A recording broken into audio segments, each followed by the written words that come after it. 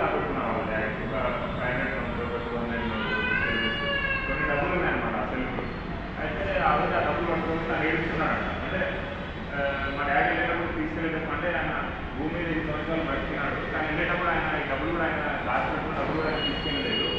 ఈ డబ్బులతో నేను ఏదైనా కొంతమంది సహాయం చేస్తే మేబీ ఆయన హ్యాపీగా ఉండొచ్చు, నేను కూడా హ్యాపీగా ఉండొచ్చు అని కొంచెం డబ్బులు తీసుకొని ఒక చిన్న చారిటీ స్టార్ట్ చేద్దాం, ఎవరికైనా సహాయం చేద్దామని చెప్పేసి లక్ష్మణ హెల్పింగ్ హ్యాండ్స్ అనే ఒక చారిటీని ఆ రోజు స్టార్ట్ చేశారు. ఇంకైతే 2.5 years బ్యాక్ చారిటీ స్టార్ట్ అయింది.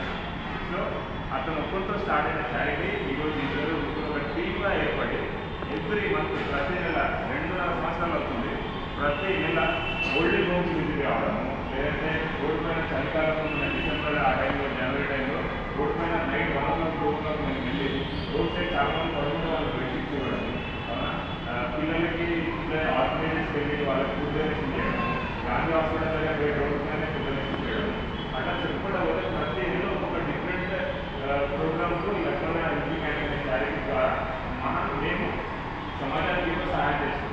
అది మా గొప్పదనం కాదు, కానీ ఆ ఆలోచన వచ్చింది సార్ మా ఇంటికి ఖాళీ వెళ్ళేటప్పుడు ఎవరు ఇంటికి తీసుకెళ్ళారు. నేను ఇంత రేటుగా ఉన్నా కానీ నేను చనిపోయిన తర్వాత నేనేసుకునే షర్ట్లు నేనేసుకునే వాటిలోనే తీసుకెళ్ళలేదు అవునా కదా. కానీ అదే ఒక సహాయం 10 మందికి అందడం ద్వారా ఆ హ్యాపీనెస్ అనేది మనం చాలా ఈ నెలంతా నేను చాలా బిజీ ఉంటాను, వారికి వెళ్ళడం ఇంటికి వెళ్ళడం మా పనులు. కానీ ఒక రోజు నేను సమయం కేటాయించి చారిటీ చేసి సాయం చేసి ఇంటికి వెళ్ళినప్పుడు మాలో ఉన్న హ్యాపీనెస్ ఈ నెలంతా మేము పనిచేసిన మా జీతం వచ్చిన కూడా అంత హ్యాపీనెస్ ఉంటుంది. అంత హ్యాపీనెస్ ఈ ఒక్క రోజు ద్వారా మేము ప్రతి నెల పొందుకుంటాం. సో ఒక చిన్న ఎగ్జాంపుల్ చెప్తా. ఫ్రెండ్స్ ఏదైనా లర్నింగ్ పాయింట్ ఉంటారు కదా, అంటే అన్న వాళ్ళు వచ్చారు మాట్లాడారు బ్యాగ్ ఇచ్చారు, ఒక చిన్న లర్నింగ్ పాయింట్ అనమాట.